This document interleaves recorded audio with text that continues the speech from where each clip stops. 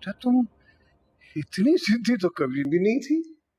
जानती हूँ बाबा, लेकिन हालात कुछ ऐसे हो गए, बात हद से बढ़ गई। पहले भी बहुत इल्जाम लगे, मैंने कुछ नहीं कहा, लेकिन इस बार बात मेरे किरदार पे आ गई, मैं ये बर्दाश्त नहीं कर सकती।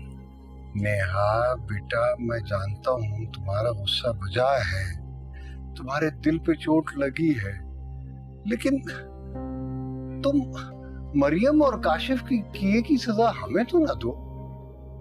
देखो नेहा, मैंने पहले भी कहा है, मैं फिर कहता हूँ, हमारा दिल तुम्हारे लिए साफ है।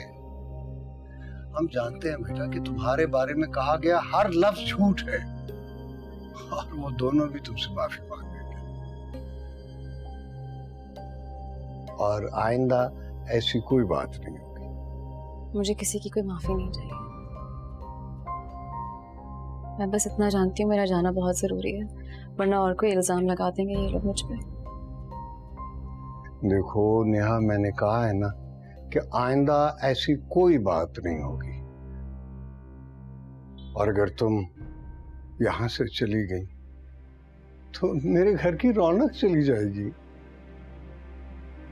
मेरा उमर तो यहीं रहेगा पापा, उससे मिलने तो आती रहूंगी ना मैं। और तुम्हारा क्या ख्याल है कि हम एक माँ से उसका मासूम बच्चा छीन लेंगे? इतना जालिम समझती हो तुम हमें? अब आप लोग के बारे में तो मैं ऐसे सोच भी नहीं सकती। तो फिर जो मैं कह रहा हूं वो मान क्यों नहीं लेती? भूल जाओ कल रात की बात को।